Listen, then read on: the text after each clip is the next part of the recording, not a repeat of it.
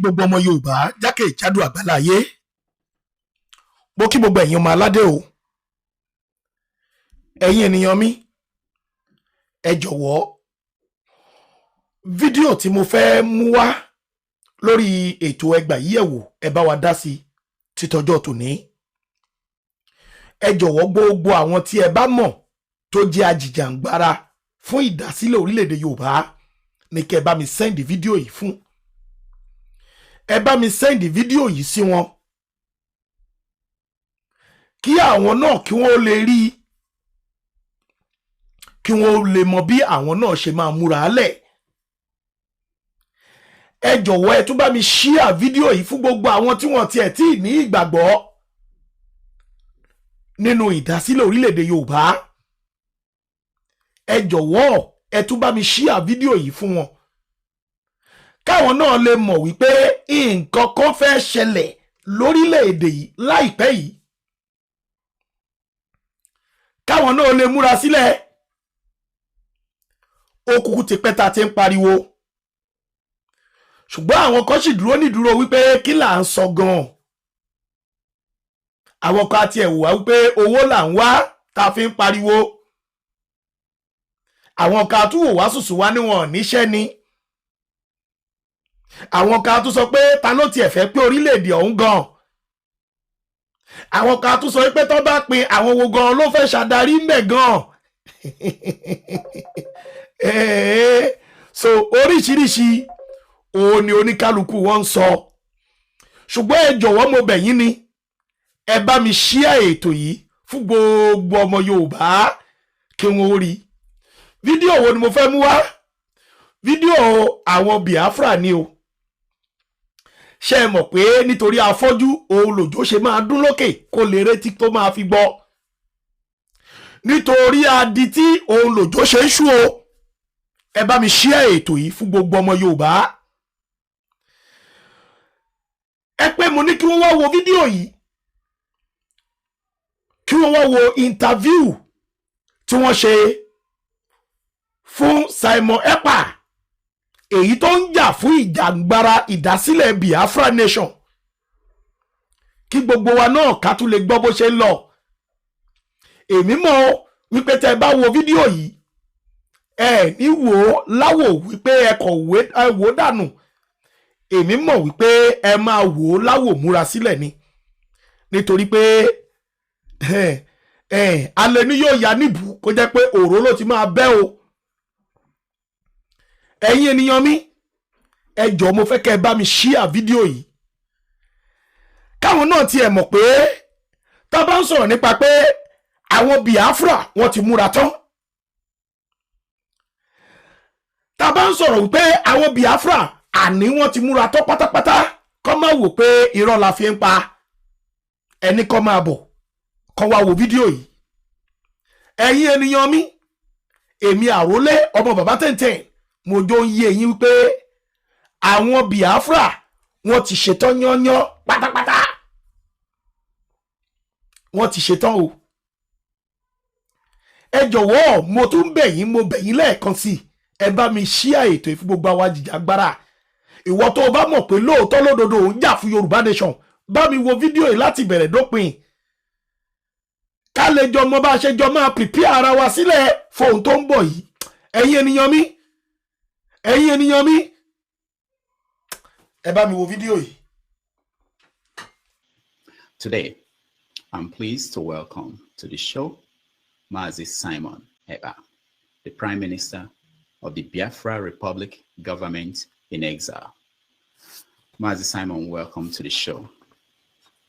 Good evening, Mr. Rudolph, Dr. Rudolph. Thank you for inviting me today.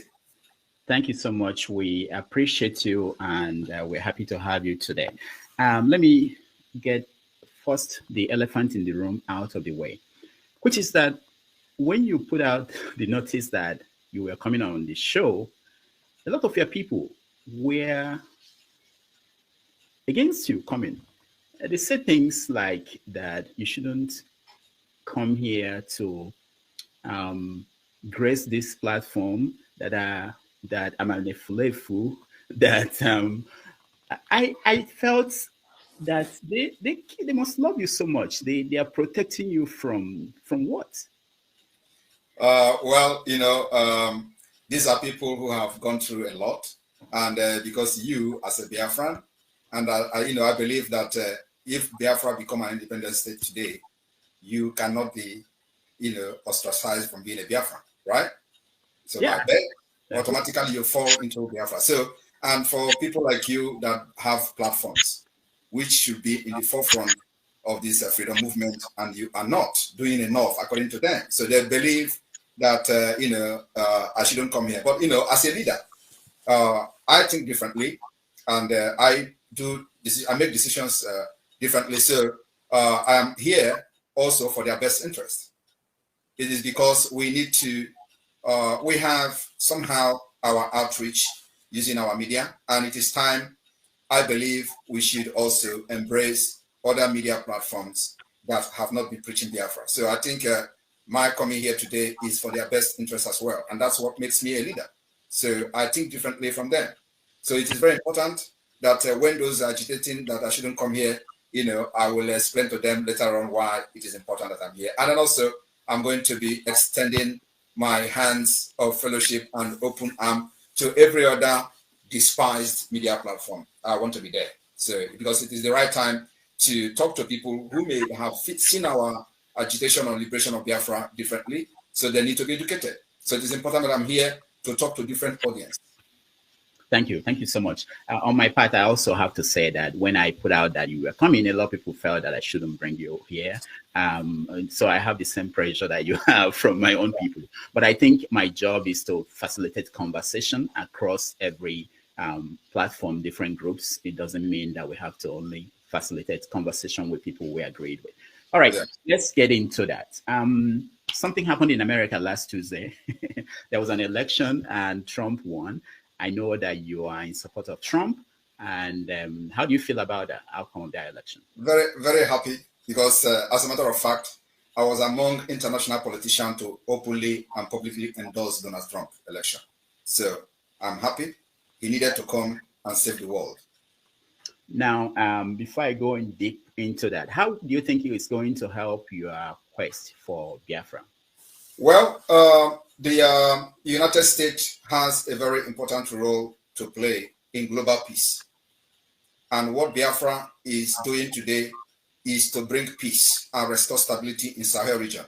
So I believe that it is for the interest of America, it is for the interest of the West, and at the same time for Biafra and African interest. So I believe that the foreign policy of Donald Trump will facilitate the restoration of peace and stability in the Sahel by listening to Biafra people. Now, there's this story that came out, I think, 2 days ago, that the chief of staff of Donald Trump, incoming president, Susie Wiles, that she worked for the Biafra movement as a lobbyist in Washington, D.C. Is that true? Well, in 2019, I just joined the Biafra movement. So what I would say is that it is a good thing for the fact that we have somebody who already have idea and knowledge about the plight of the Biafra people. She may not be currently representing Biafra, but at least she has been educated, and she once, was in forefront of educating the policymakers in the United States. So it's a very good plus to the Biafra cause. All right. So, but you don't know whether she's currently on your own group, whether you are paying. It doesn't matter whether she is currently in the Biafra movement or not. She is now the chief of staff of the United States, and we must respect that particular office and allow her to concentrate on the United States.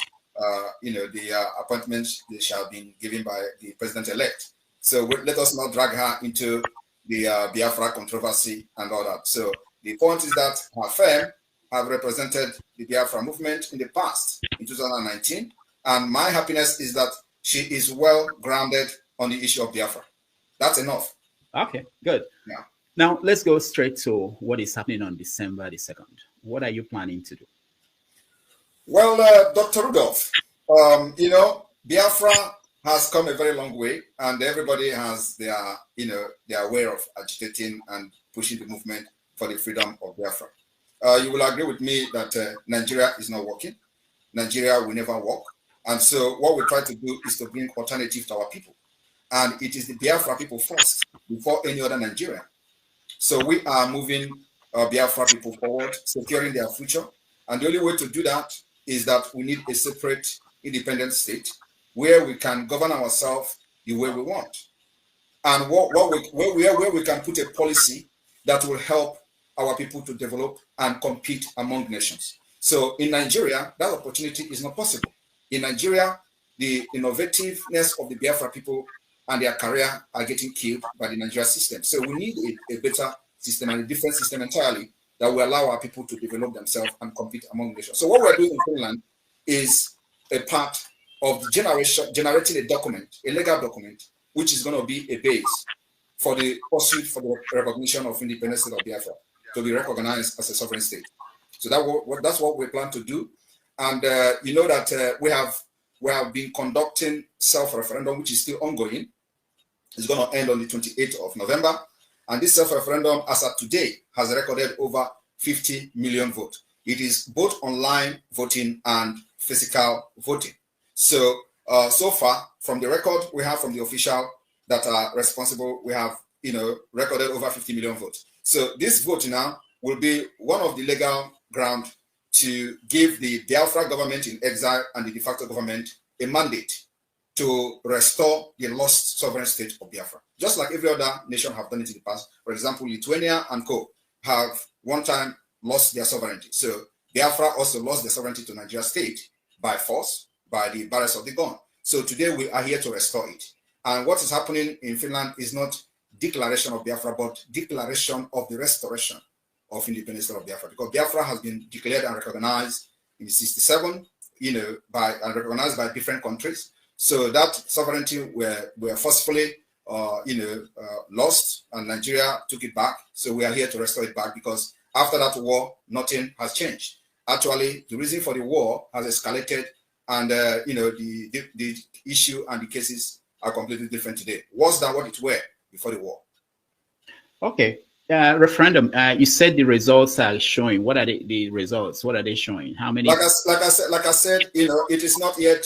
They've not opened the envelope. But we know from the record that it is over 50 million. People in Nigeria, how did they vote? We have been posting the videos of the voting. One thing that people don't know is that, first of all, I would like to educate those who may have not paid attention because of propaganda of the Nigerian media and those pushing it. Biafra today has a de facto government, functioning de facto government in the homeland. And in this de facto government, we have 40 United States of Biafra. In this 40 United States of Biafra, each state has 15 counties. In each county, you have 5 districts. In each state, we have 75 districts. And in this district, we have head of district.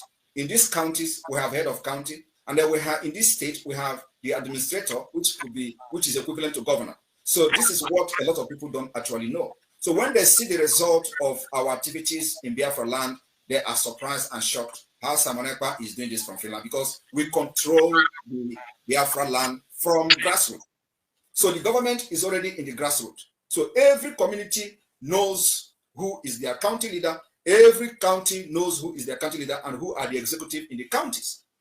And so with this particular structure, we are able to conduct this referendum, and people are fiscally voting. And of course, it may also shock you that the reason we have succeeded so far in the civil disobedience is also because of the structure, the strong grassroots structure that we have, which Nigeria, know, but of course they don't want to tell the other citizens who are available to understand why every effort to stop the sit-at-home has failed. They tell you it is because people are getting killed and stuff like that. It's a lie. It's because we have a very structure, from the grassroots. All right, we are going to get into the sit-at-home and everything else, but explain this for me. Let me understand. So the administrators in 40 states in Biafra land today. Yes, there are 40 administrators. There are in each state. There are 15 county head. In each county, there are 5 district head, and there are other, the chain of leadership and all that from the state down to the district level. Do these people interact with people? Do they know them? Of course. You know, they are completely in charge of Biafra land. That's what is going on. So if I call a Ebonyi State now, I can get the names of people. You may not get the name of anybody in Ebonyi State unless you are, you know, into the struggle. Okay. So what about people who are not into the struggle? How did they vote? Well, those who are not into the struggle are not necessarily going to vote. These are the people, the few percentage of the people making noise on social media. But those who are in the struggle are voting massively. If you look at the videos who are posted on social media, you will see crowd that will shock you. Yeah, even more organized and better organized than Nigeria election. You can agree with me if you have come across the videos. Yeah, but for you to now say that the Biafrans all voted and this is the percentage that supported it, wouldn't it be good that everybody had a chance? Well, that is the point. We gave everybody the opportunity to vote, but you know, at the same time, because this is a struggle and we are in a very fragile state, so we make it possible for people to vote online.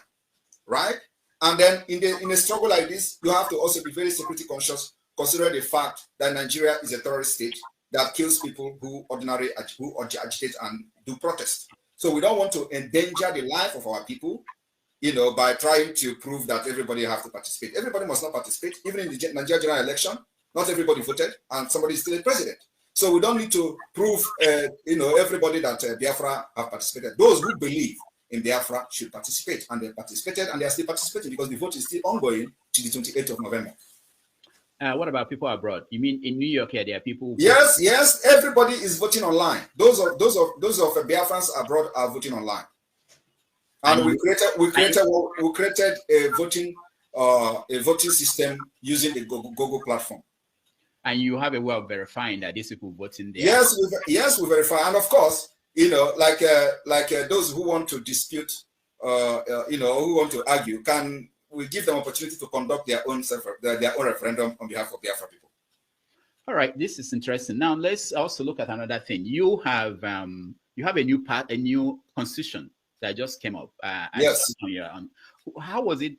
Who wrote the constitution? How did the constitution was drafted by the representative from the entire 40 states of Biafra. So we have people, every state volunteered the people to participate in writing the constitution. And that is some of the problem or the confusion that people don't actually understand. Everybody must not be part of the constitution at this point, but those who believe in the struggle presented and volunteered to be part of the struggle, are part of the constitution. And so that's how we arrive at the constitution that is still open for amendment. You know, constitution is never complete. So you have the names of the people that drafted it. Do we know? Yeah, we have the names of the people that drafted the constitution. And then also, listen. It is not only the constitution, as a matter of fact. We have what we call the Declaration Drafting Committee. The Declaration Drafting Committee also cut across board from all states. People volunteered to be part of the drafting committee. So that you bring your idea. Of course, not everybody's input will be taken, but it has to be somehow consolidated into the declaration. So the declaration itself is like a document where we have we try to bring in every idea, every grievances that Biafra people who are representing their different states brought into the committee. So we try to bring everything together, and there are different kind of grievances that we are on that ground. The declaration of the restoration of independence state of Biafra is happening in this December. So what we are doing is to carry everybody who believe in this Biafra government along. We don't need to go and drag people who don't believe in the government. So you have to, first of all, believe in the government, volunteer to be part of what we're doing, and you're welcome. So we're not discriminating anybody or pushing anybody away. So those who believe in what we are doing are part and parcel of it. Now, the states, back to the states. Did you go beyond, because I get a lot of comments about the Biafran. When I posted that you were coming, people wrote and were saying, remove us from this year Biafran talk. How did the states go? Is it the 5 eastern states that you broke into 40 different? No, sorry. This particular structure of 40 states has already been there. It is not my making. So what I did was to bring everybody who are involved in the Biafra struggle even before I came in. So I told them to bring in the structure that they have and we start working on that. So it is every state brought in their state map. They brought in their state structure. It is not my making. So what I did was to harness the already made structure from the 1967 down to Owazirike Mosob, down to IPOB, and to what we're doing now. So we consolidated everything and make it to be more, organized structure as it is today. So it is not my making. It is the making of the people. Every state brought their structure, brought their county structure, brought their district structure, and that's why it is called, it's going to be the Confederated State of Biafra, because we're going to practice confederation, where these states who brought in their state structure are going to be on their own. So what about people who are saying they don't want to have anything to do with Biafra? That is part of life, and it's part of democracy.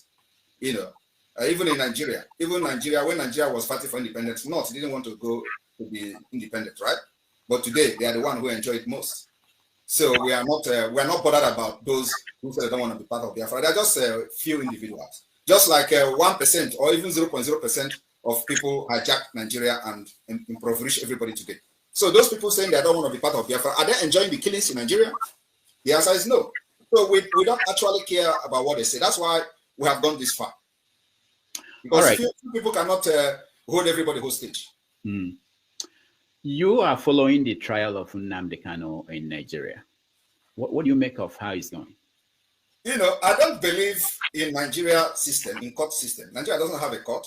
Nigeria doesn't have a judiciary. So, and that's why, I don't know whether you are aware, we have actually banned anything judiciary under Nigeria in Biafra territory, and they are folding up. So if you are not aware of that, I want to make it clear today.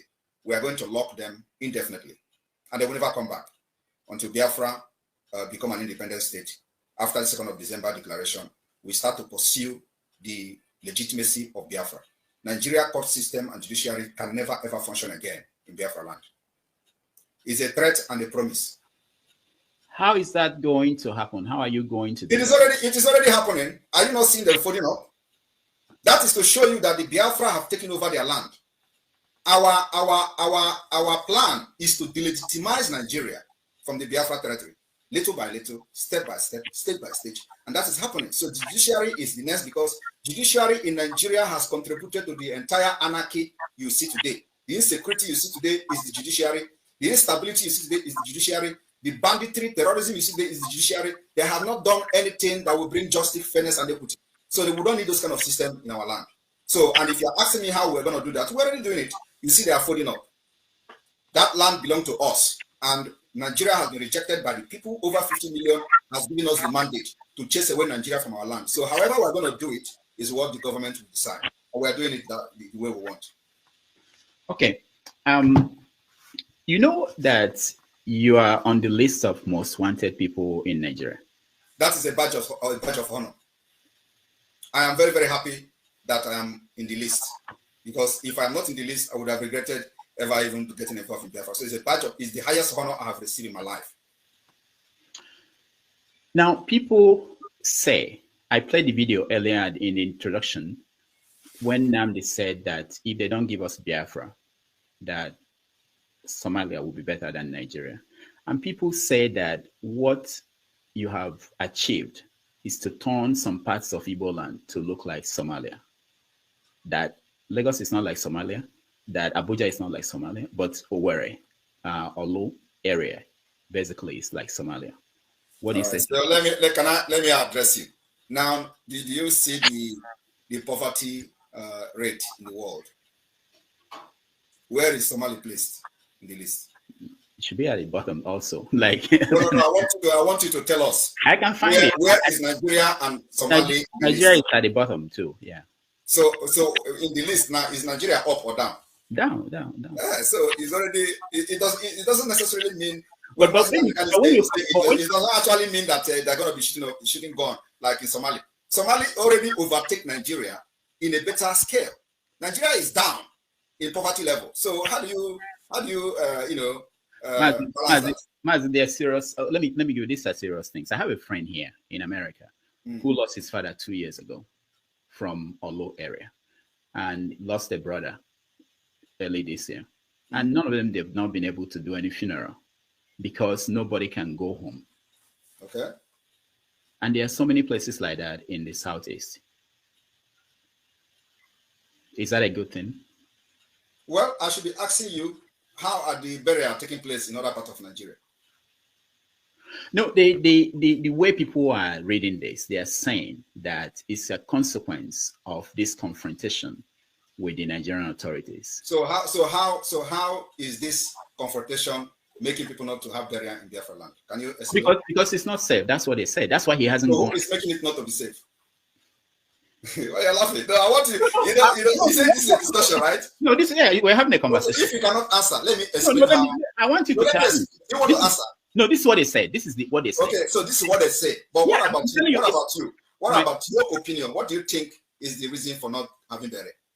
No, I don't have. I go home. I don't have. Okay, so can I explain now? Can I explain the reason? Yeah, give us the reason. All right. The reason is because the Nigerian terrorist army and police have been killing our people for many years, even before I joined the Biafra struggle. They killed them in Aba, where they went to pray, and over 150 officially was announced. Over 150 people were killed in cold blood. Nobody asked question. Nobody, was held responsible until today. They went to Mazin Americano's house, bombed everywhere, killed people there. Nobody was arrested. Nobody was held accountable. They went to Nkwo and killed, and these people they are killing never raised a gun against them, right? They were only having flag. They killed in Enugu. They killed in Ebonyi. So when Mazin Americano was kidnapped, they went to Kenya to kidnap him against international law, and I took over from there. And do you know what I said in the first place? I said, under my leadership in this Biafra movement, you can never kill Biafra again and go free in Biafra land. So I raised an army called the Biafra Liberation Army to confront these killers. And these killers, some of them are repentant Boko Haram. So they recruit them, push them to Biafra land, and people are not talking about that. And when they go to villages, they open RPG or GPMG, and they start spraying bullets. Even FABs are getting killed. So I said, under my leadership, under this Biafra movement, Nigeria can never kill any Biafra again and live to tell the story. So we raised the Biafra Liberation Army to deal with them, and they are neutralizing them. So when they neutralize them, what do? They will come after the villagers. And let me tell you, is that the kind of country you want to be proud of? Where you have people carrying guns, defending their land, and instead of them to go after those people that are defending the land, they will go against innocent people. These are the reasons why people are not coming for burial. So tell it the way it is. So, and it is not my fault. It is not my fault. It is not the fault of Biafra. It is the fault of the Nigerian terrorist army, who cannot confront the Biafra Liberation Army, but confront innocent people. And why they are doing it is so that we lay down our guns. And that's not going to happen. Yeah, that's what I wanted to ask you, that knowing that this is how they operate, if we believe the story you just told, this is how they operate. The question is the best thing to continue to have them kill villagers if we believe this story? Believe me, there is no any other better way. This is the best way. If you have any other better way, tell me. The better way is what we are doing now is the better way. When they come to kill our people, we kill them first. And if they come, we will resist them as much as we can. And let me tell you, it will continue like that until none of them will be in Biafra land. It is called attrition. War of attrition. The chief of army staff said that what they are fighting is called the jungle warfare and asymmetric warfare. No, I am not fighting asymmetric warfare with them. I am defending Biafra people. And what we have actually declared now is war of attrition. Go and Google it. It is, you are going to be fighting until nobody is remaining. And it is not going to be on our side. They are running away. You know the kind of atrocities people have committed in our land? Is that how to run a government? A government that will come and you don't go after people carrying arms, which you invited with your actions and atrocities. You go after on armed innocent women and children. Is that the kind of government you want to support? So what we are doing now is what we are going to do. And like I said, they should go and Google war of attrition. We will fight this war with them until we know who is going to give up. When I interviewed Nnamdi Kanu in 2019, I asked him, how many people have you lost? The question was, how many? He said thousands. Let me ask you the same question. Since this started, how many soldiers, let me use the word, the Biafran, your own soldiers, have you lost? If we lost people, you see them on social media. Now they are posting some of the people they are claiming to be. We don't lost soldiers. I have to be very sincere with you. We don't lost soldiers. They know it. Let me tell you, we are fighting a very different war with Nigeria terrorist state. and they are confessing. Have you ever, in the history of Nigeria, have you ever, even during the war, it was only during the war, actually, that the issue of Biafra was discussed at the National Assembly, and the entire security chief are crying. We are training, I have a military experience. We are training the Biafra fighters, and they are engaging Nigeria in a very systematic war that they have never fought before. And you see, I didn't say it. You can hear it from the horse's mouth. Musa have cried several times. And let me tell you, if they think that in self-defense is a crime, they should go and read international law. Because the point is that nomadic system have taken over, and nobody is thinking correctly in Nigeria anymore. You come and kill people and expect them to defend themselves. We are defending ourselves. And like I said, if I have access to bomb today that will go to Aso Rock, I will first of all engage Aso Rock. But until then. How many people, not soldiers now, regular people have died? They should give you that report. They are the government now. They should give you how many people they have killed. Right? They are the one who killed the people. And all we do is to defend them. So they should tell us how many people, how many Biafra women and children have been killed. Because at least you have never had in anywhere, in any news, that Biafra Liberation Army invaded the village and killed everybody there. Just like you see in the north and see in the other part of Nigeria. But the military are the one killing. We saw them how they kill people in the Onokoma community. They're born everywhere. Nobody is talking. So when they say that people kill soldier in Ukoma, nobody know what led to killing of the soldier in Ukoma. But you know what? Everybody was proudly saying, "Oh, the military will come and burn this." We don't want to be to be part of a such system where they will not go after criminals. They will come to where a crime was committed and they go after innocent people. That kind of system should be abolished, and that's what we are abolishing by pulling out Biafra from that Islamic terrorist state. The sit at home every Monday that you support, how has it been helping? The sit at home is has been very successful. What people don't know is that when we started the sit at home, because the point is that they don't know why. They don't know why we keyed into the sit at home very much. It is going to achieve or have actually achieved several things. One is that it crushes the economy of Nigeria. Nigeria. Wait, hold on. Nigeria, I'm telling you, Nigeria. Yes. Nigeria.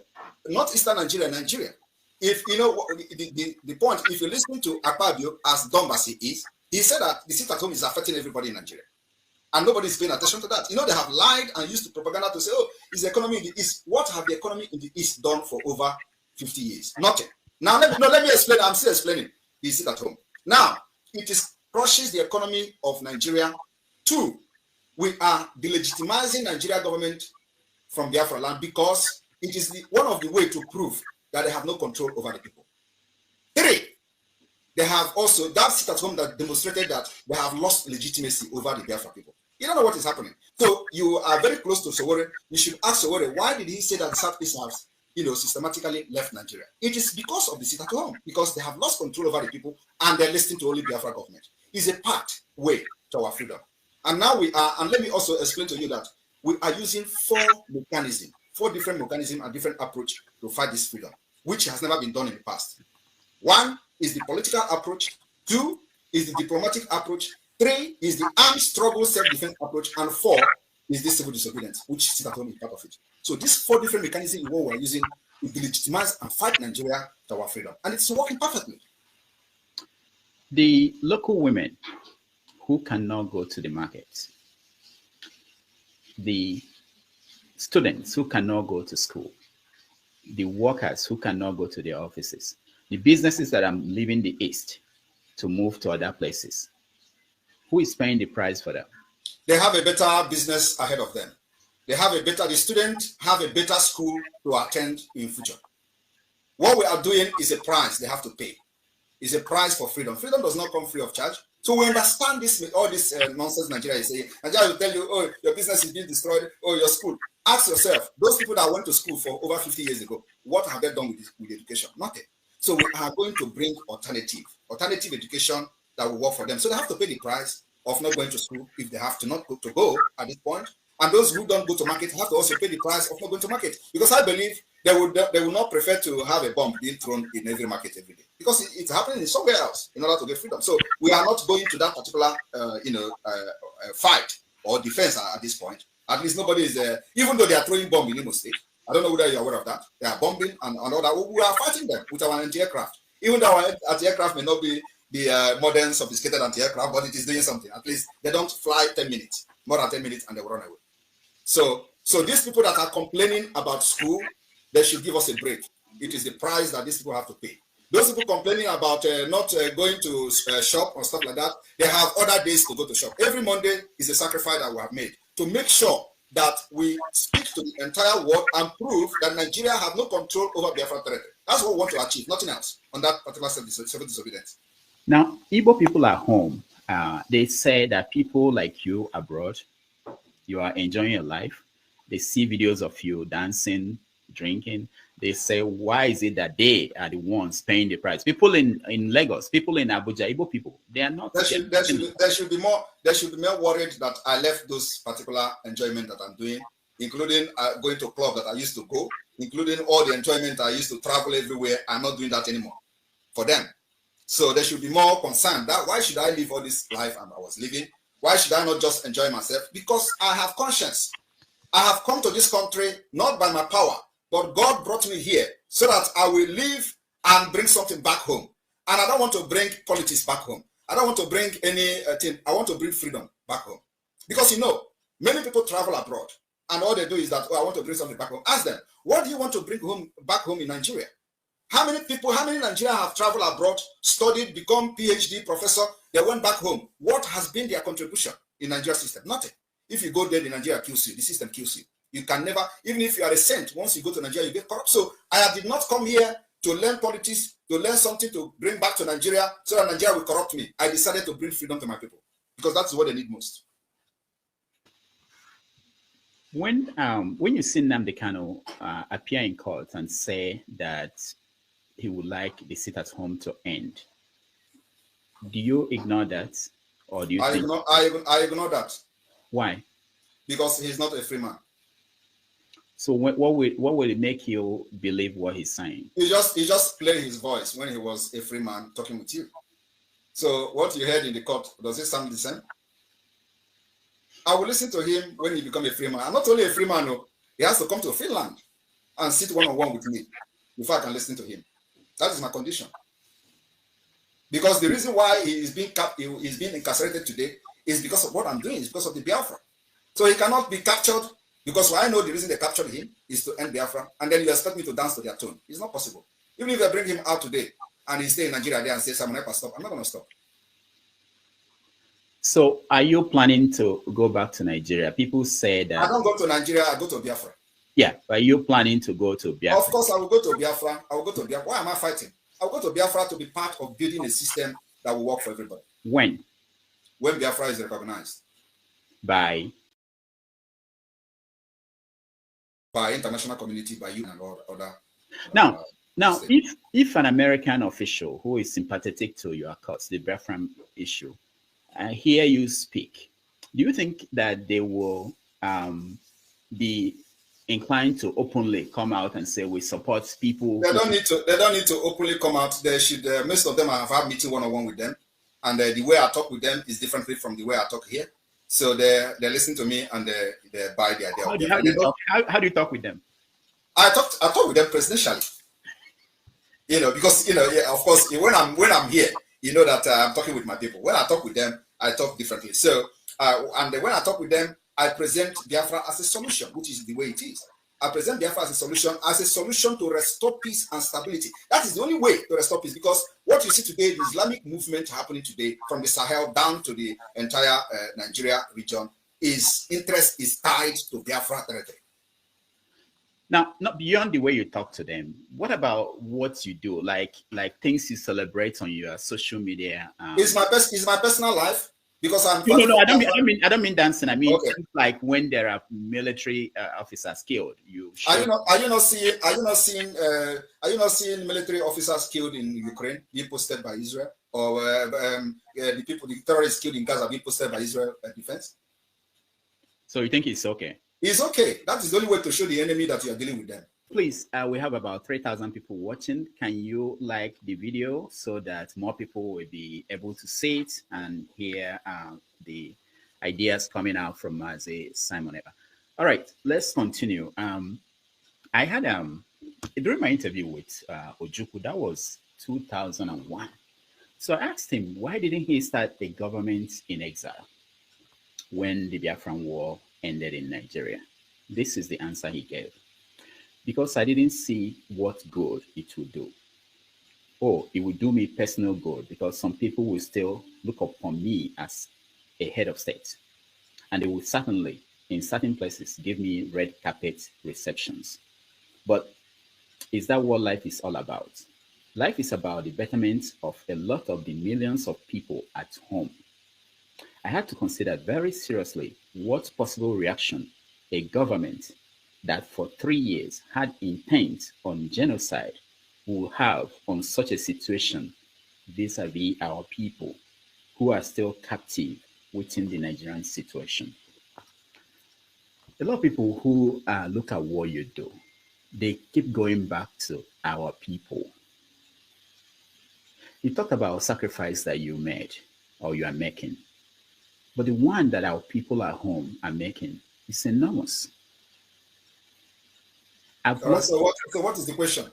The question is, don't that bother you?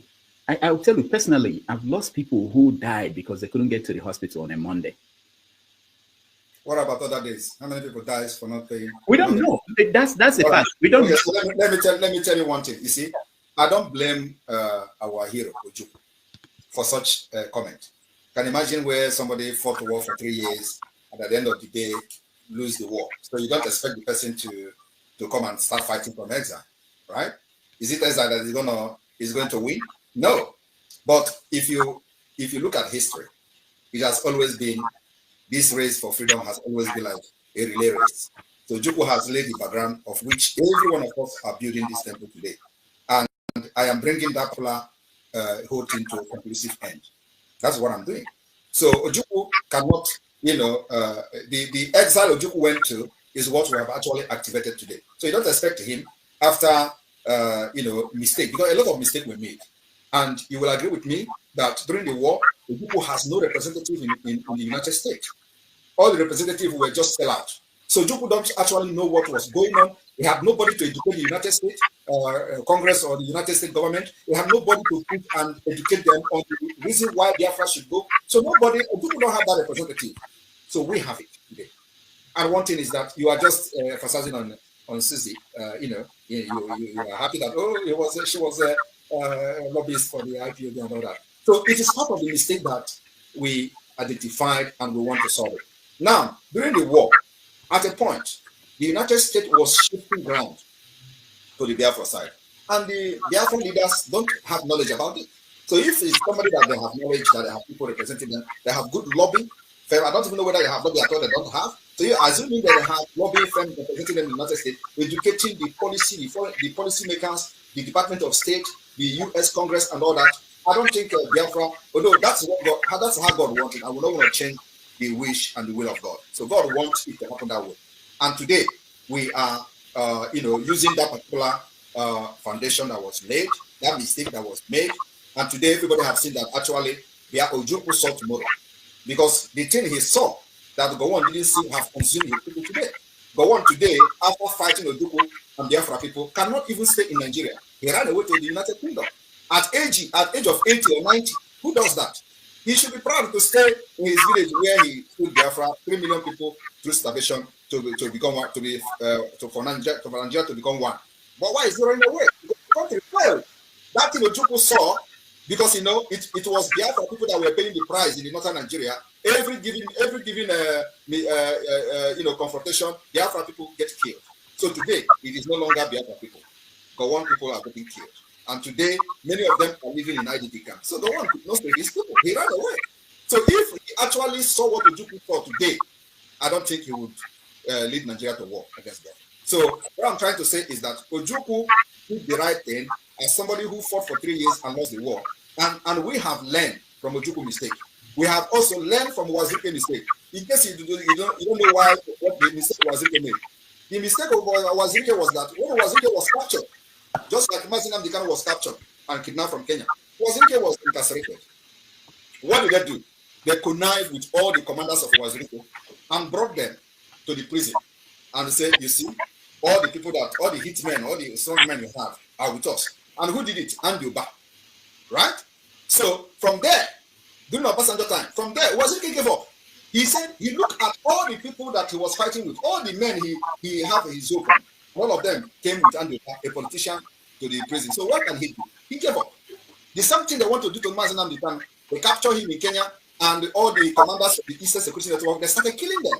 I came to rescue them. That's what I did.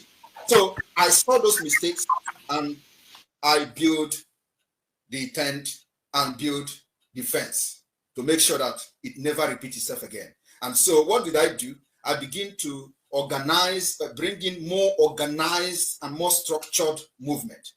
And then I also approached the former government in exile, which actually Ralph Wazirike was part of. They failed me. And I know they will be listening. They failed me. That was actually what led to the formation of the present government of Biafra in exile. So all these things, I try to bring everybody together. I try to let those people who have been there before to come and bring what they have on the table so we can use it. Because I just joined Biafra in 2019. So, and what I did is, this Biafra have lingered for ages and we have history. So we do not need to fight this thing with guns and bullets alone. So there is a need for a well-structured and organized system to get this Biafra done.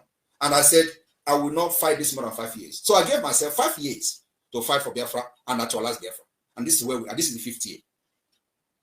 Now, when I interviewed Nnamdi Kanu, I asked him what role he would like to play if Biafra were to come, and he said he wouldn't want to play any role. You're already the prime minister. If there is Biafra today, what role will you play? I will play any role Biafra gave me. One thing I cannot do is to fight for this Biafra and allow idiots to come and ruin the system. No, I will put Finland. I want to bring Finland to Biafra. And I will not allow a stranger to come and bring Finland who doesn't know anything about Finland. Do you know our constitution is comprised of one of the best constitutions in the world? Our constitution today is comprised the Finnish constitution, the Switzerland constitution, and the United States constitution. So it is the best you can see. And let me tell you, the day we're going to unveil this constitution and vote on it, and people see this constitution, you will know that, yeah, indeed, we're going to be the civilization. We're going to bring civilization to Africa. So I cannot fight for Biafra to bring a better life, a better system that works for the people, for the interest of the people, and then somebody else who do not know the plan I have for Biafra people to come and start. No, it's not going to happen. I will be part of the government. So what role will Nnamdi Kanu play? Mazi Nnamdi Kanu have his own right to make a choice. So we cannot force him, but I believe that when he was making such comment, he don't know what we have done today. If he come out today and see what we have done, I believe he's going to have a change of mind. What is your role, your relationship with the IPOB that was the other faction? They are Biafrans. The only relationship I have with them is that they are Biafrans. And after Biafra become an independent state under the Biafra government in exile and de facto government, we will start a reconciliation process. You think you can reconcile with them? Why would they not? If they don't want to reconcile, they will go to exile. Yeah, well, the government will give them opportunity for reconciliation. That's what makes us different. I'm not here for vindictive or to kill anybody or anything like that. I want the best interest of the Biafra people. So those who believe in freedom, actually believe in freedom, there will be open door for reconciliation. One more question before I bring in the audience, and that's the question about people in what we know today as Niger Delta, who are saying that they don't want to be part of this. How would you force them to be part of what they should first of all go and outnumber part of the 50 million people that voted for Biafra. So are you going to let me tell you, once they outnumber those numbers, we don't have any problem with that. Actually, it isn't even in the constitution we have today. So a confederated state means that they need to be educated for those who are shouting that too, because they don't know what is confederation. So they can still have whatever they want to have, do whatever they want to do in their state and all that, because they are completely free from everything we are doing. So if they feel that they can have a defense system that works for them, good for them. We can't do what Nigeria did to us to them. And let me tell you also that the issue of Niger Delta this, Niger Delta that is something that the Constitution of Biafra have actually addressed. So, and there is not going to be a better system than what we have today, this confederating state of Biafra, where they will have their choice and their right to do whatever they want to do, have their own constitution, have their own parliament, each state on their own. That is the best. And then our defense is the same, because we're going to have enemies that will surround us. And these enemies that will surround us is not just against us alone. They are against America, they are against the West. So America need us, the West need us in order to protect their interest. Because once we protect the interest of America, we protect our interest. The business, once the business, the trade, the shipment, and all that begin to move, our own interest is also protected. So when people talk about American interest, it is as if it is only America we are fighting for. No. When American interest in the region is protected, our interest is protected as well. When there is no piracy in the sea, after Biafra have become an independent state, we combat piracy, like the way they're spending billions today, they can't move freely in the sea and all that. That will end automatically. And our army will be army that is not going to have any Islamic affiliate, any terrorist affiliate, just like we have today, people that are affiliated to Boko Haram terrorist group. We're not going to have that in our land, right?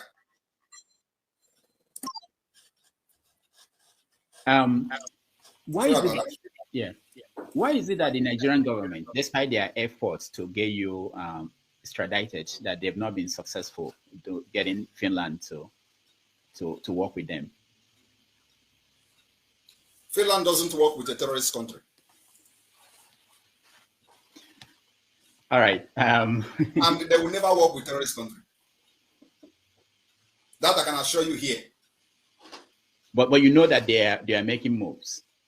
Which move? The Nigerian government. They can make moves for all I care. I am here standing very strong because I know I'm not doing anything wrong. All right. So for those who want to join us, I posted a link. And also, Rudolph. Yeah. I want to say something here because this is an opportunity for me to address you.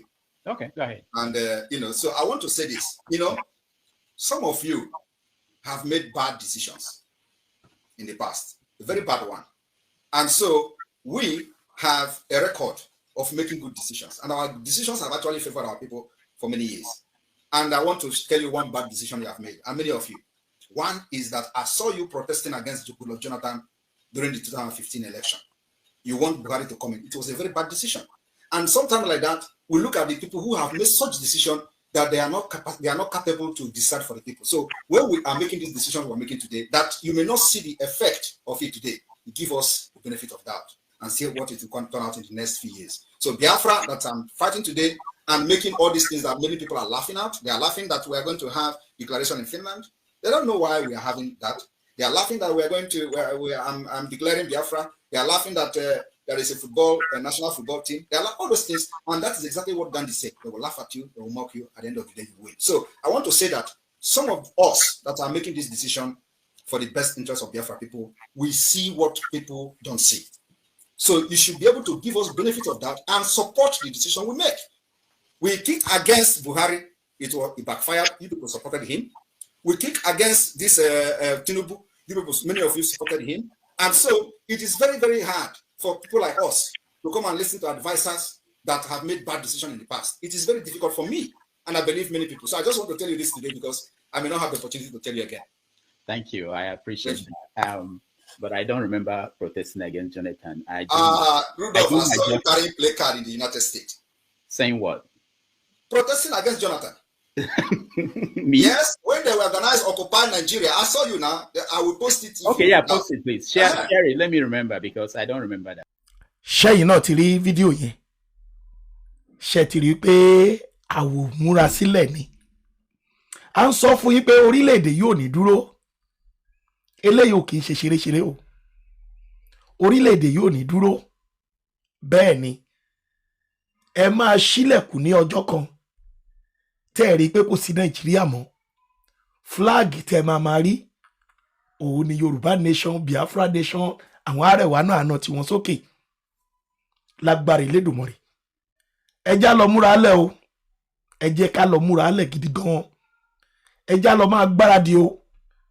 Ó lè dé bí olè lóru o. Ó lè wọlé bí olè lóru. Ẹ já gbáradì. Elédùmarè á dúró ti gbogbo wa o. Ẹ̀yin èèyàn mi tó bá jẹ́ pé ìgbà àkọ́kọ́ rèé tí ẹ máa bá ètò èmi àròlé ọmọ bàbá tẹ́ntẹ́ pàdé, ẹ bá mi subscribe sórí YouTube channel yìí ká lè máa update yín ni o, kẹ́yìn náà lè máa mọ bó ṣe ń lọ, ká máa gbà yín ní update ibi tó dé dúró, bá ṣe ń lọ, bó ṣe tẹ̀síwájú, ká máa update yín. Àwọn ìròyìn pàjáwìrì míì gan tẹ̀ tún lè wọlé, tẹ̀ lè gba aago gírírírírí mo gbọ́ nǹkan báyìí o ẹjọ́ ẹ ṣọ́ra mi bí ẹ ṣọ́ra mi bí yìí o bẹ́ẹ̀ ni a máa update yín lórí ìkànnì yìí ẹ follow wa ẹ dẹ̀ bá wa share program fún gbogbo ọmọ Yorùbá pátá káwọn náà lè mọ̀ wípé àwa kan ń bẹ o tá à ń pariwo wípé orílẹ̀-èdè Yorùbá la fẹ́ fún ìfìyàjẹni Nàìjíríà pé ó ti tó gẹ́ a fẹ́ padà sórí irun wa káwọn náà lè fọwọ́sowọ́pọ̀ pẹ̀lú wa ẹ ṣé mo dúpẹ́ yín olólùfẹ́ mi gbogbo alájọ máa délẹ̀ lérí o lágbára Elédùmarè ó dàbọ̀ bye bye.